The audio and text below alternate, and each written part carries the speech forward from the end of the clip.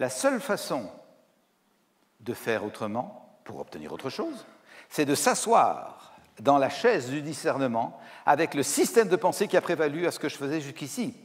Et donc j'ai besoin d'observer régulièrement, hygiène de conscience. Tiens, quand je pense comme ça, j'agis comme ça et j'obtiens ça.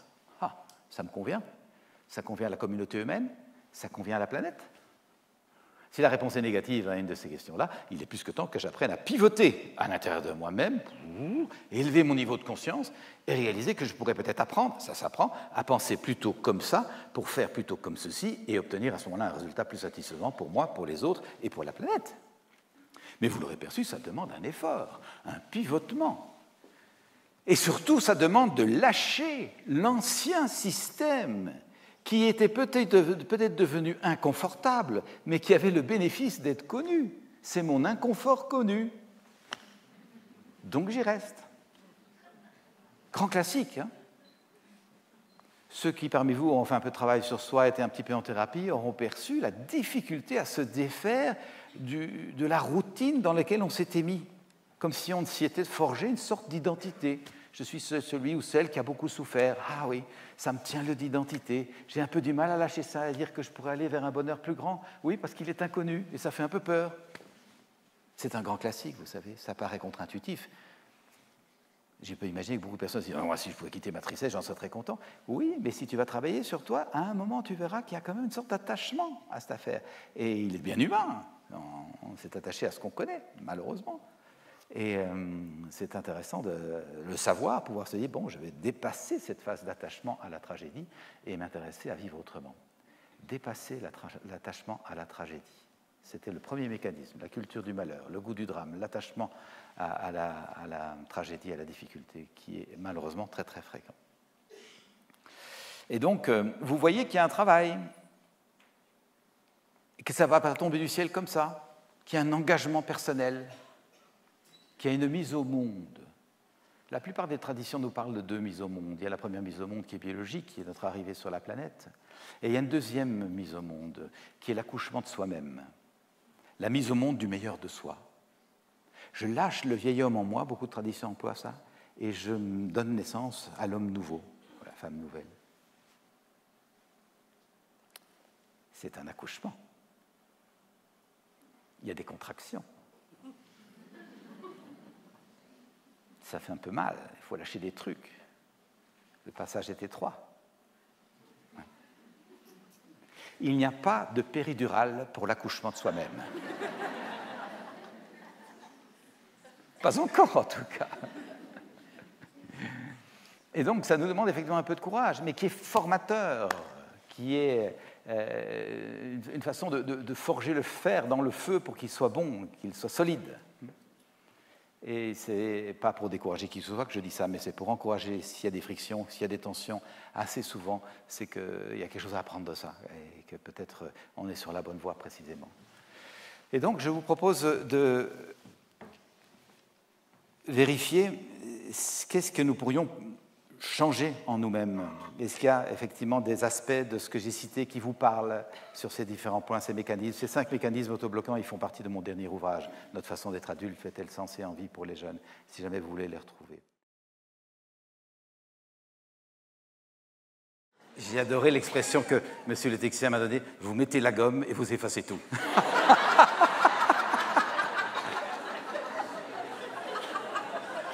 C'est tellement dans le cadre. On va mettre la gomme pour envoyer le vieux système aux oubliettes, hein, c'est ça. Voilà. Alors, l'idée, vous connaissez sans doute certains le dessin, c'est qu'on a, avec tous ces mots que j'ai écrits en rouge, pas par hasard, dégagé le fil rouge de notre existence. Nous aimerions sentir que nous vivons de plus en plus dans la conscience de nos besoins, sachant comment les mettre en place, sachant les récupérer quand on les a perdus, et sachant en affiner la perception pour être le plus possible alignés. Mais ça ne va pas tomber du ciel par hasard. Hein. Surtout si je reste dans mon logico-mathématique qui veut tout comprendre intellectuellement, ça ne va pas marcher. J'ai besoin de descendre à l'intérieur de moi-même pour sentir. Et ça n'appartient pas encore dans nos systèmes scolaires. Hein. On est fortement là en haut. Hein. Sentir profondément, c'est juste, c'est pas juste, j'aime, j'aime pas, ça me plaît pas, ça a du sens, ça a moins de sens. Hein. Sentir profondément, c'est ça la clé.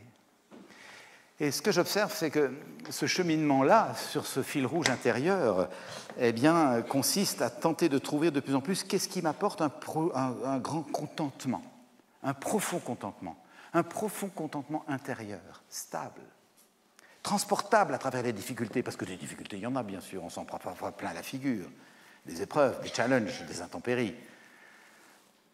Nous aimerions sentir que nous savons comment de plus en plus prendre soin, faire grandir un état de contentement intérieur stable, transportable et généreux, contagieux autour de nous. Je ne vous demande pas de me croire, mais de vérifier dans les jours qui viendront pourquoi je fais les choses.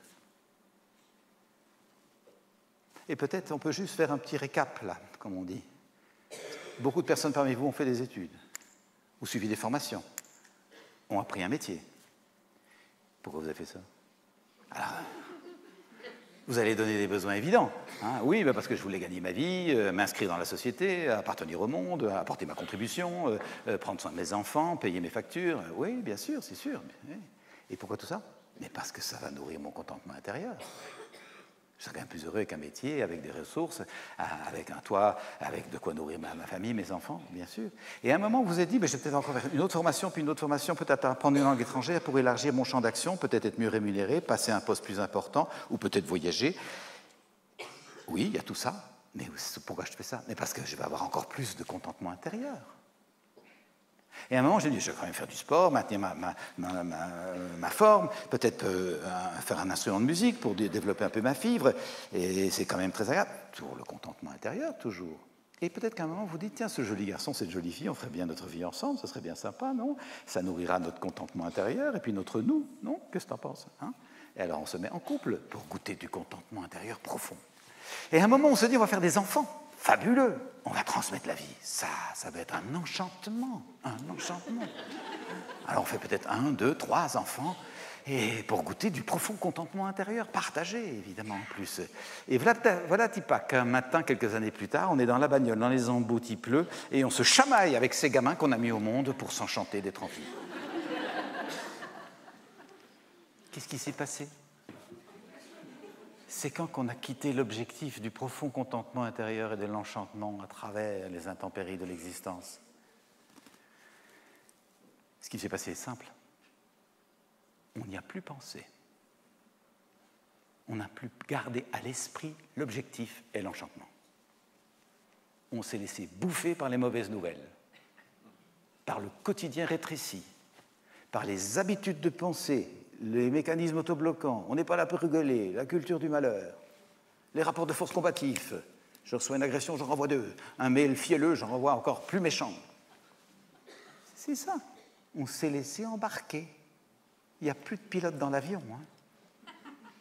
Je suis passé en pilote automatique à faire du copier-coller. Et je m'étonne d'être désenchanté. Mais j'ai lâché mon pouvoir. Hein. J'ai lâché mon pouvoir d'être un enchanteur là où je suis. Et personne ne dit que ce soit facile. Hein. Personne ne dit que ce soit facile. Ce que je dis, c'est que c'est urgent.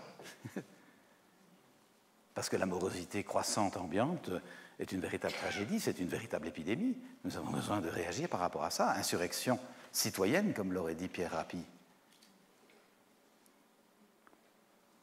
Et ce n'est pas compliqué. C'est juste d'avoir de l'attention. Tous les matins, je m'enchante. Tous les midis, je m'enchante. Tous les soirs, je m'enchante. Ça ne veut pas dire que je nie ce qui ne va pas. Ça veut dire que je muscle une bonne immunité pour traiter ce qui ne va pas.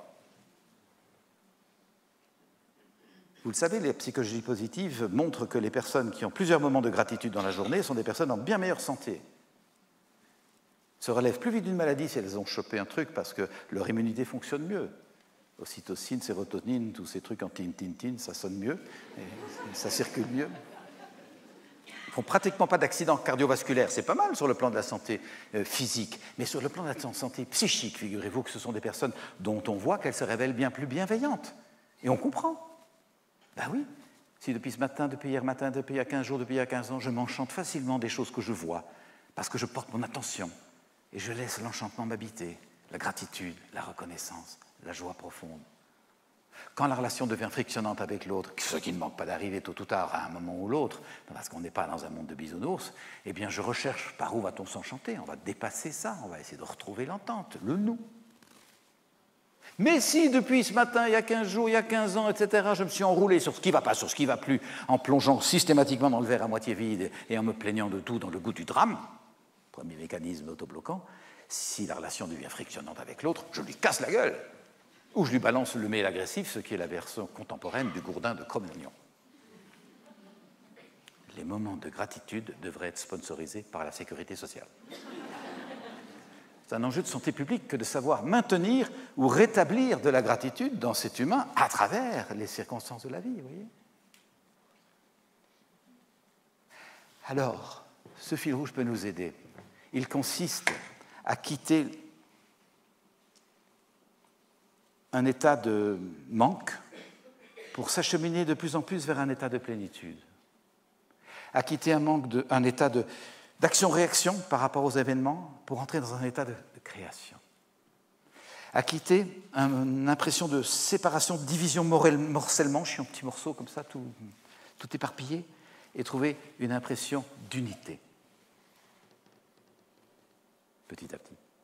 Et pour le clôturer, ce petit récit, c'est quitter l'ego contracté pour aller vers l'être en expansion. Et je ne pense pas employer du jargon psy quand j'emploie ça, peut-être le mot, mais cette sensation d'être dans l'ego contracté, beaucoup d'entre nous la ressentons, on en a marre, on ne sait pas comment sortir, on aimerait bien en sortir, mais on ne sait pas comment faire. Et nous aspirons à sentir que je peux me décontracter, être en plus en grande ouverture. C'est un chemin que nous sommes invités à faire, à mon avis c'est le chemin de la vie, c'est ça qui fait sens. Quitter l'ego contracté, aller vers l'être en expansion, en ouverture, qui a dépassé ses petits conditionnements, ses petites blessures, ses habitudes ou ses gros traumatismes, mais qui en a fait quelque chose pour se donner généreusement autour.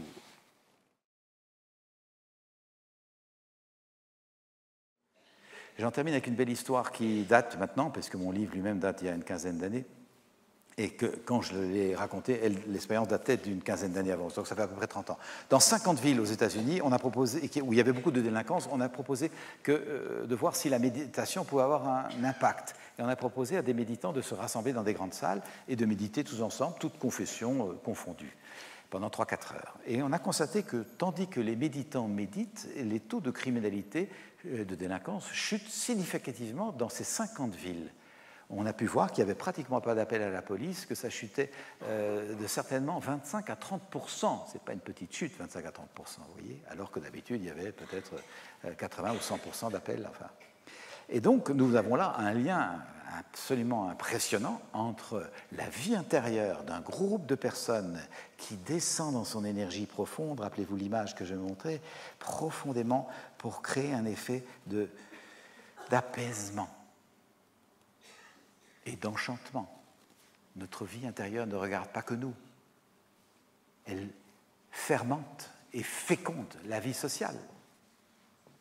Et c'est ça que je nous propose de garder comme message. L'intériorité est la clé du changement social. L'intériorité, c'est la capacité à faire recul à l'intime de soi, dans un espace dont nous parlent toutes les traditions, pour pouvoir remettre en question ma façon d'avoir vu l'autre. Ce que j'ai vu n'est qu'un aspect de la réalité. Est-ce que j'ai tout regardé? On ne voit bien qu'avec le cœur, rappelez-vous Saint-Exupéry. Remettre en question mes habitudes de pensée, mes jugements, mes automatismes, mes projections. Oh, je prends un peu de distance. Oui, les projections viennent vite, bien sûr. Je suis téléchargé, comme tout le monde. Mais est-ce que j'embarque là-dedans, en pilote automatique? Oui, je prends un peu de distance. Et surtout, le bénéfice de l'intériorité, c'est que ça me permet d'apprendre, petit à petit, à ralentir. D'apprendre à m'asseoir. Et d'apprendre, tout ça s'apprend, à laisser tout doucement le seau du discernement descendre dans le puits de la connaissance et de la sagesse infinie dont nous parlent absolument toutes les traditions pour en remonter à moi ce dont j'ai besoin pour vivre, pour guider ma voie. Au lieu d'écouter ces sagesses, nous courons à toute vitesse. Quand on court à toute vitesse, on dessèche. Pour puiser dans un puits, nous avons besoin d'apprendre à nous asseoir. C'est ça la puissance de l'intériorité. Et malheureusement, jusqu'ici, nous avons créé une laïcité asphyxiante. S'il était évidemment essentiel de séparer l'Église de l'État, on est bien d'accord. L'idée, ce n'est pas d'évacuer la vie intérieure. La laïcité, ce n'est pas l'abandon de la vie intérieure. C'est la cohabitation féconde et profondément respectueuse de toutes les formes de vie intérieure. Et je souhaiterais qu'évidemment, ça fasse partie de nos scolarités, que les élèves aient l'occasion de rencontrer toutes les façons d'avoir célébré plus vaste que nous, plus grand que nous. Alors j'en termine, vous vous demandez peut-être comment on fait ça au quotidien. L'assise silencieuse, l'écoute des parties de soi, la présence au souffle qui nous traverse, la compréhension plus fine de nos sentiments, nos besoins. Pour moi, la pratique de la communication non violente que beaucoup d'entre vous connaissent a été clé pour savoir comment faire, une guidance d'une grande justesse, exigeante. Contempler, s'émerveiller, s'enchanter, ne plus jamais passer à côté d'une joie sans l'avoir savourée, ne pas la prendre pour acquis. Oui, c'était bien, c'est super, je passe à autre chose. Non, pourquoi c'était bien? Ça dit quoi de moi? Parce que chaque fois que je fais ça, je réaimante ma boussole. Ma boussole devient de plus en plus aimantée. Je deviens moi-même de plus en plus aimant de ces climats. Et comme je suis de plus en plus aimant de ces climats, je les aimante à moi. Et de plus en plus de circonstances d'enchantement me viennent. Et inversement, vous l'aurez bien perçu, si je me plains de tout, dans la culture du malheur, le verre à moitié vide, tout qui m'emmerde, etc., j'ai de plus en plus d'occasions de me plaindre. Ce n'est pas une caricature, ça se voit. La plupart des thérapeutes voient ça, évidemment. Nous avons l'enchantement dans nos mains, vous voyez. Et systématiquement, dans nos rapports avec les autres, chercher le nous. Qu'est-ce qui nous fédère? Qu'est-ce qui nous rassemble au-delà de nos différences? Je pense que ça, c'est un enjeu essentiel aujourd'hui.